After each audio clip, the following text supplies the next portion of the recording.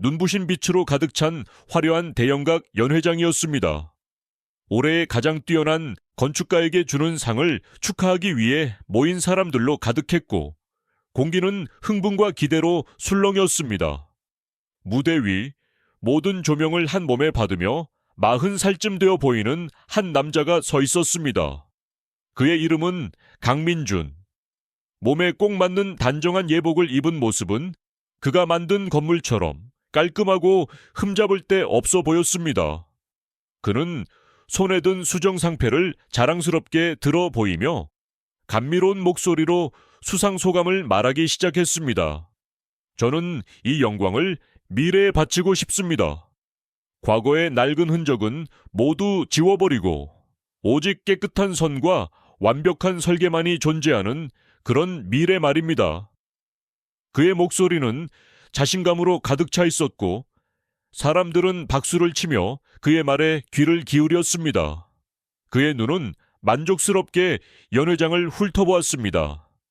자신을 향해 반짝이는 수많은 눈동자, 터져나오는 사진기 불빛, 이 모든 것이 그의 성공을 증명하는 듯 했습니다.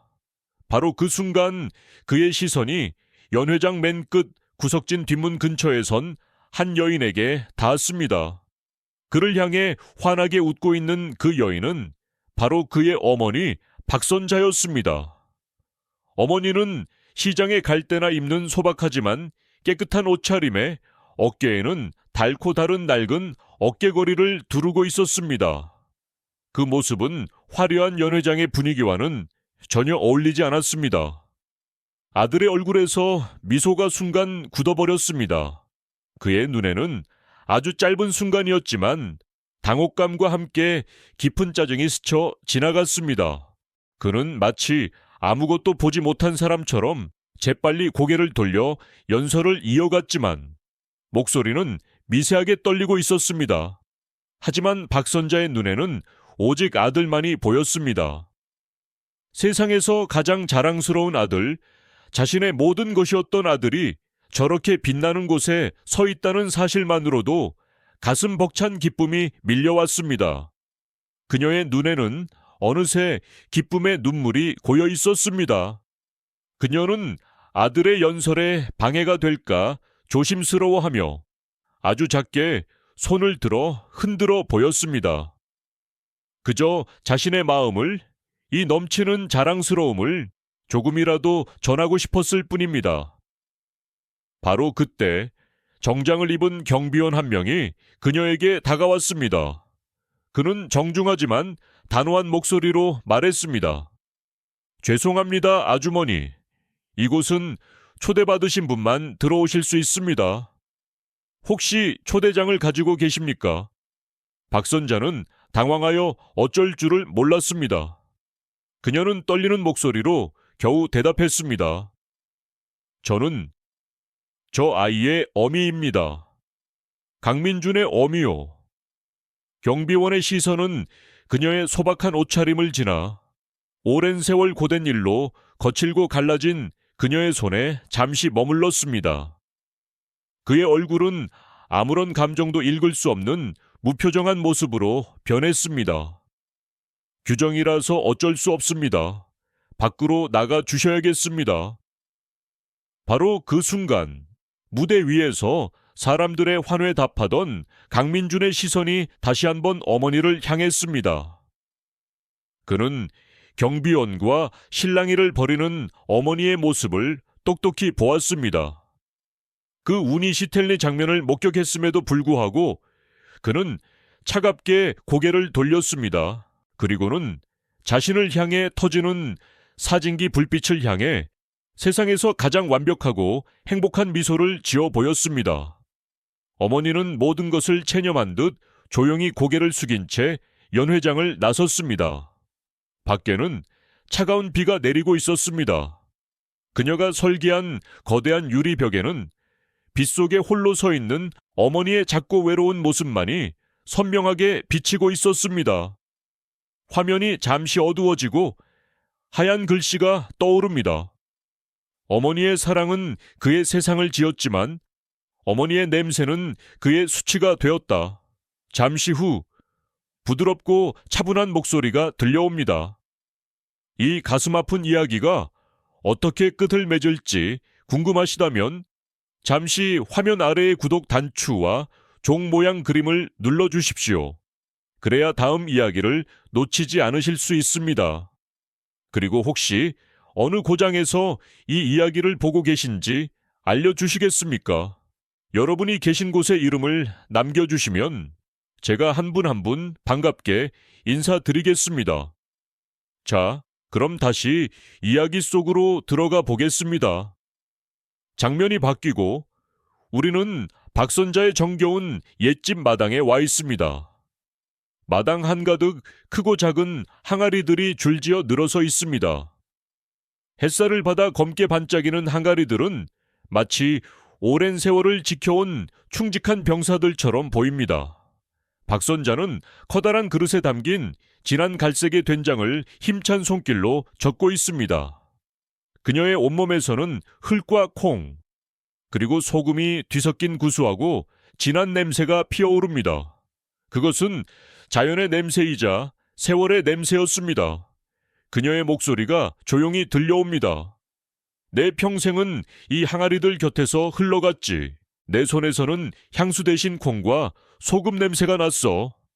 바로 이 냄새가 내 아들을 키웠고, 이 냄새로 번 돈이 내 아들을 이 나라 최고의 학교에 보냈지. 나는 이 냄새가 사랑과 희생의 향기라고 믿었어. 내 아들도 그렇게 생각할 줄 알았지. 다시 장면은 시상식이 열리기 바로 전날로 돌아갑니다. 박선자는 설레는 마음으로 아들에게 전화를 걸고 있습니다. 그녀의 얼굴에는 자랑스러움과 기쁨이 가득합니다. 민준아, 내 아들. 네가 그렇게 큰 상을 받는다니 이 어미는 정말 기쁘구나. 내일 꼭 가서 우리 아들 얼굴 보고 축하해 줘야지. 그녀의 목소리는 아이처럼 들떠 있었습니다. 하지만 전화기 너머로 들려오는 아들의 목소리는 얼음장처럼 차가웠습니다. 어머니, 오지 마세요. 거긴 아주 중요한 분들이 많이 오시는 자리입니다. 어머니도 아시잖아요. 어머니에게서 나는 그 냄새 말입니다. 그리고 옷차림도 그렇고요. 그 자리에 어울리지 않습니다. 그냥 집에서 편안하게 텔레비전으로 보세요. 아셨죠? 박선자의 얼굴에서 순식간에 웃음기가 사라졌습니다. 전화기를 든 손이 힘없이 떨렸습니다. 그녀의 손은 수십 년간 된장을 만들며 굵어지고 갈라져 있었지만 그 손은 언제나 힘차고 자신감이 넘쳤습니다. 하지만 지금 아들의 말 한마디에 그 강인했던 손이 맥없이 늘어지고 말았습니다. 그녀는 아무 대답도 하지 못하고 조용히 전화를 끊었습니다. 넓은 마루에 홀로 앉은 그녀의 어깨가 힘없이 축 처졌습니다. 아들이 부끄러워하는 그 냄새, 그것은 그녀의 삶 그 자체였는데 아들은 그녀의 삶을 부정한 것이었습니다. 그럼에도 불구하고 그녀는 다음날 아들을 보러 갔습니다. 어미의 마음이란 그런 것이었습니다. 아무리 아프고 서운해도 자식이 가장 빛나는 순간을 놓치고 싶지 않은 바보 같은 마음 말입니다. 시상식이 끝나고 다음 날이었습니다. 박선자는 텅 빈 마루에 홀로 앉아 마당의 항아리들만 하염없이 바라보고 있었습니다. 어제의 우니제니액과 슬픔이 아직 가슴에 무겁게 남아 있었지만 그녀는 애써 아무렇지 않은 척 평소처럼 하루를 시작하려 했습니다. 바로 그때 요란하게 전화벨이 울렸습니다. 화면에 뜬 아들의 이름을 보는 순간 그녀의 심장이 쿵 내려앉았습니다. 어쩌면, 아주 어쩌면 아들이 잘못을 뉘우치고 용서를 구하려는 것일지도 모른다는 작은 희망이 싹 텄습니다. 그녀는 떨리는 손으로 전화를 받았습니다. 화면은 두 공간을 번갈아 보여줍니다. 한쪽은 햇살이 따스하게 들어오는 박선자의 고요하고 정겨운 옛집입니다. 다른 한쪽은 서울의 정영이 한눈에 내려다 보이는 강민준의 차갑고 현대적인 사무실입니다. 온통 흰색으로 꾸며진 사무실에는 사람의 온기라고는 찾아볼 수 없었습니다. 아들은 어제 연회장에서보다 더 냉정하고 딱딱한 목소리로 말했습니다. 어머니, 안녕하세요. 다름이 아니라 드릴 말씀이 있어서 전화했습니다. 지금 제가 아주 중요한 건축 사업을 하나 진행하고 있는데 갑자기 자금이 좀 필요하게 되었습니다. 3억 원만 빌려주실 수 있겠습니까? 큰 회사와 계약만 성사되면 바로 이자까지 쳐서 갚아드리겠습니다. 이건 제 미래가 걸린 일입니다. 그의 목소리에는 어제의 일에 대한 미안함이나 후회의 기색은 조금도 찾아볼 수 없었습니다. 오직 자신의 목적을 이루려는 조급함만이 묻어났습니다. 박선자는 아들의 말을 믿을 수가 없었습니다.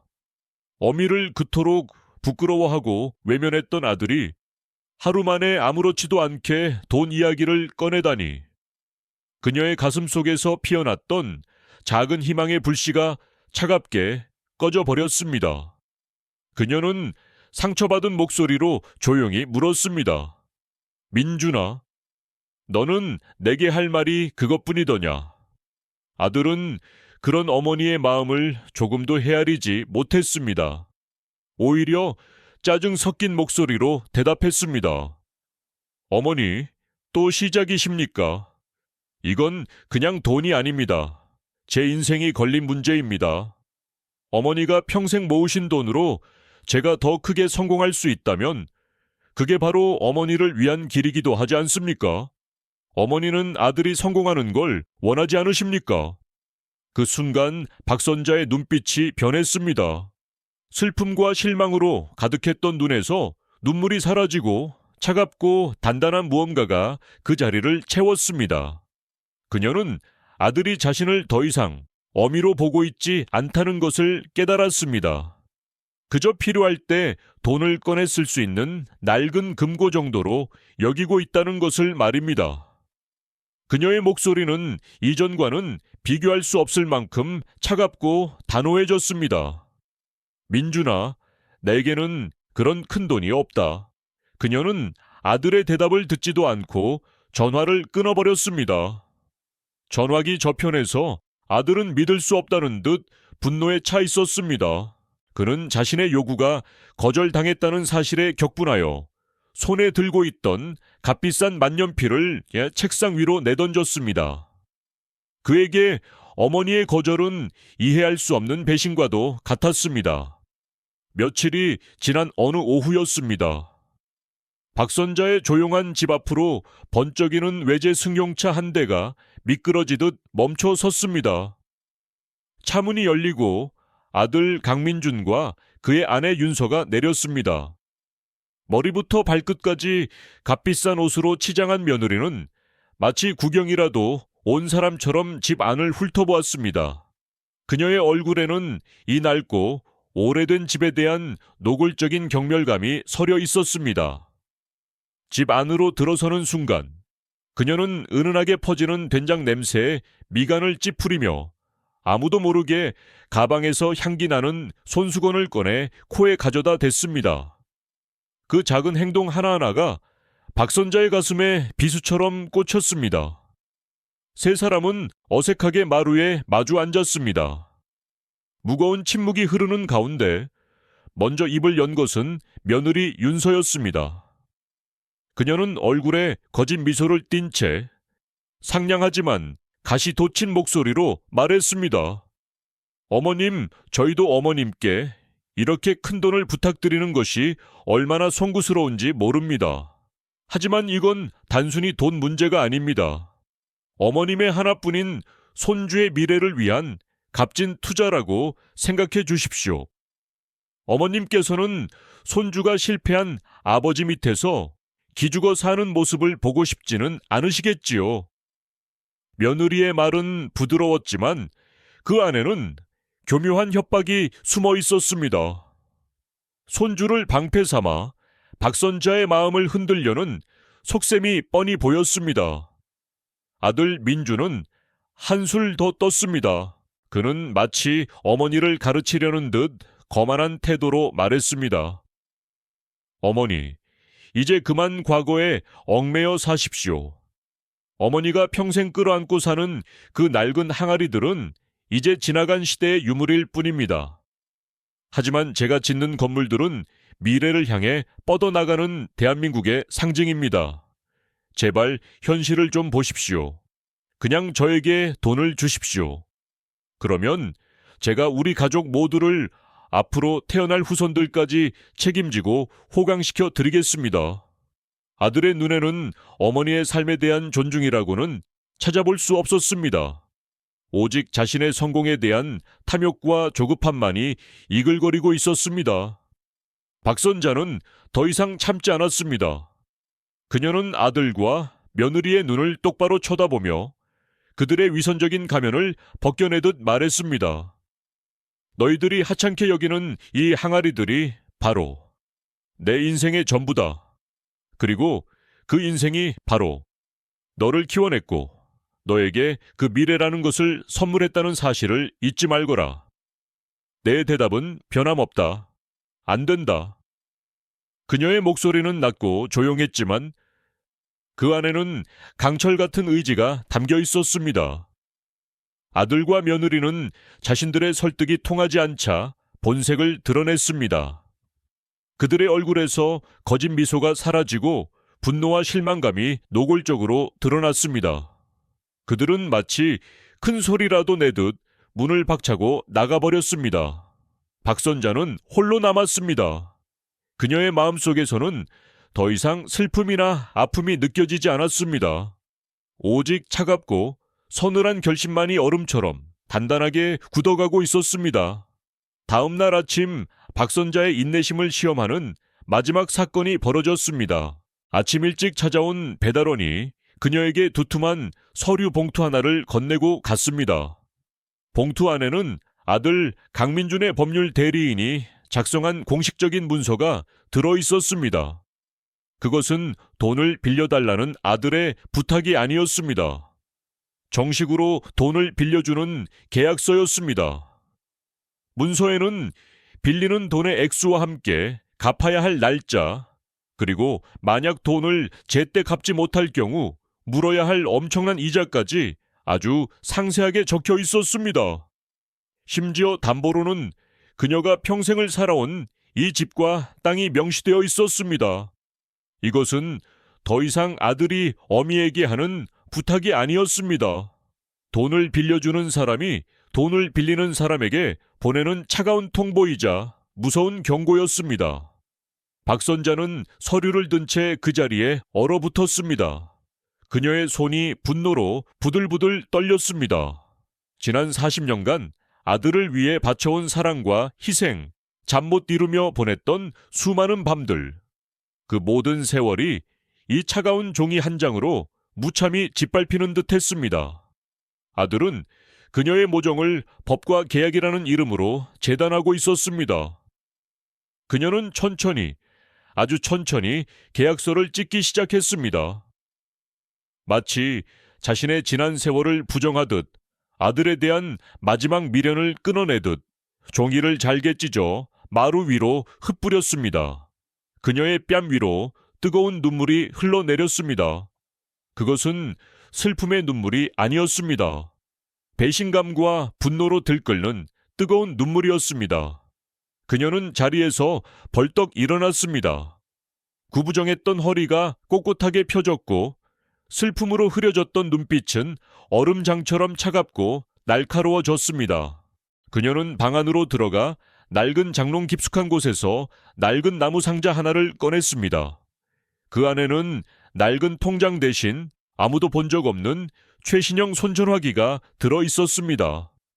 그녀는 익숙한 손놀림으로 전화기를 켜고 저장된 이름 중에서 최 이사라는 이름을 찾아 망설임 없이 눌렀습니다. 전화기 너머로 정중한 목소리가 들려오자 그녀는 이전과는 전혀 다른 낮고 위험 있는 목소리로 말했습니다. 최 이사, 나 박선자요. 그래, 바로 그 사람이요. 기니 할 이야기가 있어. 요즘 율산그룹이라는 곳이 어떻소? 그래, 그 호텔 사업하는 곳 말이오. 그곳과 거래하는 모든 회사에 대해 알아봐 주시오. 특히 그들이 독점적으로 물건을 받는 곳들을 말이오. 그리고 한 가지 더, 지금 당장 우리 장인의 숨결에서 율산그룹 식당으로 들어가는 모든 물건을 끊으시오. 즉시 말이오. 이유를 묻거든 우리가 사업 방향을 바꾸기로 했다고 전하시오. 그녀는 짧게 말을 맺고 전화를 끊었습니다. 어두운 전화기 화면에 비친 그녀의 얼굴은 더 이상 된장을 담그던 소박한 늙은 어미의 모습이 아니었습니다. 조용히 전쟁을 준비하는 냉철한 전략가의 얼굴이었습니다. 강민준이 공들여 쌓아 올린 완벽한 세상이 순식간에 무너져 내리기 시작했습니다. 얼마 지나지 않아 율산그룹의 책임자로부터 불같이 화를 내는 전화가 걸려왔습니다. 그의 새로운 건축 사업에서 가장 중요한 부분을 차지하고 있던 최고급 식당이 갑자기 계약을 취소하겠다고 통보해 온 것이었습니다. 그 식당은 국내에서 가장 명성이 높은 곳으로 그의 건축물이 성공하기 위한 핵심적인 요소였습니다. 계약 취소의 이유는 황당하기 짝이 없었습니다. 식당에서 수십 년간 독점적으로 사용해온 최고급 발효 양념인 장인의 숨결이 갑자기 모든 공급을 중단했기 때문이었습니다. 식당의 주방장은 장인의 숨결 없이는 절대로 요리를 할 수 없다며 버티고 나섰고 결국 계약은 물거품이 되고 말았습니다. 강민주는 정신을 차릴 수가 없었습니다. 그는 장인의 숨결을 대체할 만한 다른 양념을 찾아 백방으로 수소문했지만 그것은 불가능한 일이었습니다. 장인의 숨결은 수십 년의 전통과 비법으로 만들어진 전설적인 명품이었고 그 맛과 깊이는 그 어떤 것으로도 흉내낼 수 없었기 때문입니다. 이 소문은 순식간에 퍼져나갔습니다. 그의 사업에 투자하기로 했던 사람들은 문제가 생겼다는 것을 직감하고 하나둘씩 발을 빼기 시작했습니다. 결국 모든 자금줄이 막혀버렸고 그의 야심찬 계획은 시작도 해보기 전에 좌초될 위기에 처했습니다. 바로 그 시각 박선자는 낡은 집 마당이 아닌 서울 중심계에 위치한 현대적인 건물 사무실에 앉아 있었습니다. 그녀는 장인의 숨결이라는 회사에 숨겨진 주인이자 최고급 요리계에서 전설로 통하는 바로 그 박장인이었습니다. 그녀는 아무 일도 없었다는 듯 평온한 얼굴로 보고서를 검토하고 있었습니다. 그녀가 수십 년간 땀 흘려 이룩한 작은 왕국이 아들의 오만한 세상을 향해 정확하고 치명적인 일격을 가하고 있는 동안에도 말입니다. 강민주는 이성을 잃고 다시 어머니에게 전화를 걸었습니다. 이번에는 돈을 요구하는 목소리가 아니었습니다. 절망과 분노에 찬 어린아이의 울부짖음에 가까웠습니다. 어머니, 지금 제 인생이 어떻게 되고 있는지 아십니까? 모든 것이 무너지고 있습니다. 마치 누군가 저를 저주라도 하는 것 같습니다. 박선자는 아들의 절규를 조용히 듣고 있었습니다. 그리고는 마치 남의 이야기를 하듯 차분하게 대답했습니다. 아들아, 어쩌면 그것은 하늘이 너에게 보내는 신호일지도 모른다. 모래 위에 성을 쌓지 말라는 경고 말이다. 아들은 어머니가 자신의 고통을 조금도 이해하지 못한다고 생각하며 분노의 찻소리를 지르며 전화를 끊어버렸습니다. 그는 자신의 운명을 손에 쥐고 있는 사람이 바로 그가 무시하고 경멸했던 어머니라는 사실을 꿈에도 상상하지 못했습니다. 몇 달의 시간이 흘렀습니다.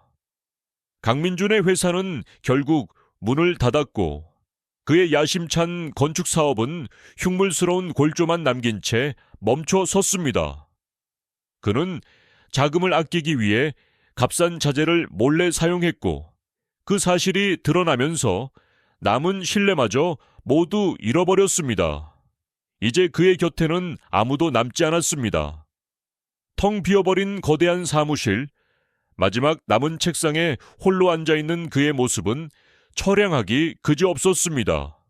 세상 모든 것을 가졌다고 믿었던 남자는 이제 아무것도 가진 것이 없었습니다.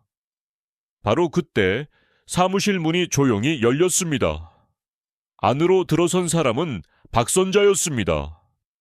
하지만 그녀는 더 이상 시장에 가는 낡은 옷차림의 늙은 어미가 아니었습니다. 값비싼 옷감으로 곱게 지은 단정한 옷차림은 기품이 넘쳤고 그녀의 곁에는 최 이사가 그림자처럼 서 있었습니다. 강민주는 자신의 눈을 의심했습니다.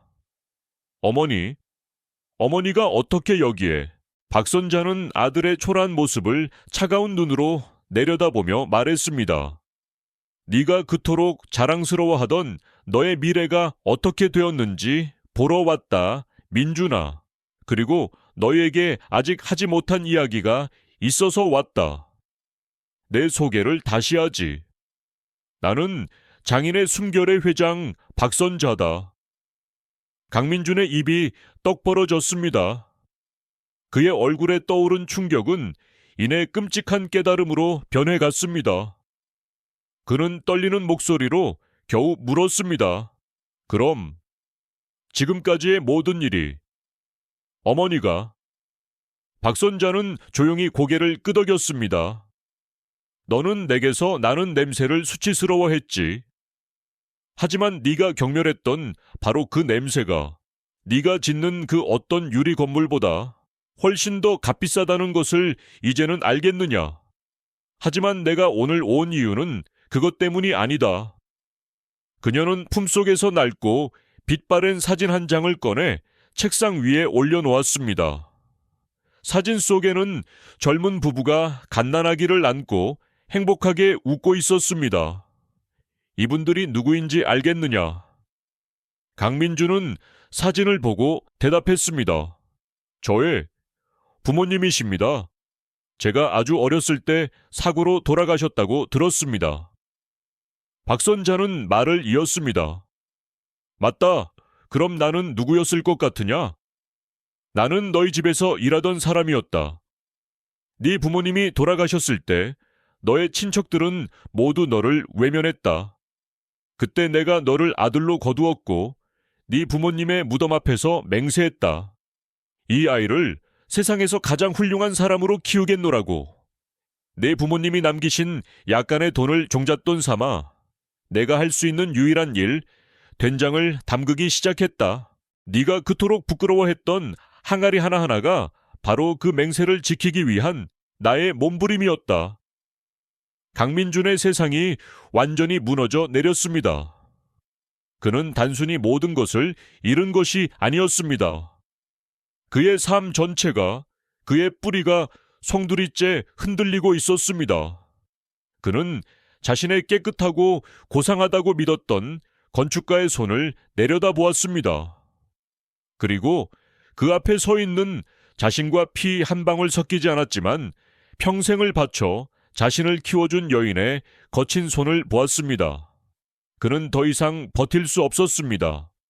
무릎을 꿇은 채 소리 없는 눈물을 흘리며 아이처럼 흐느끼기 시작했습니다. 그의 어깨가 가늘게 떨리고 있었습니다. 1년이라는 시간이 지났습니다. 멈춰 섰던 공사 현장에는 새로운 건물이 들어서고 있었습니다. 하지만 그것은 차가운 사무용 건물이 아니었습니다. 전통과 현대가 아름답게 어우러진 장인의 숨결 요리 예술관이었습니다.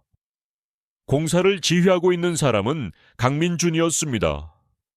그의 옷차림은 소박했지만 얼굴에는 이전에는 찾아볼 수 없었던 평온함과 진정한 열정이 가득했습니다.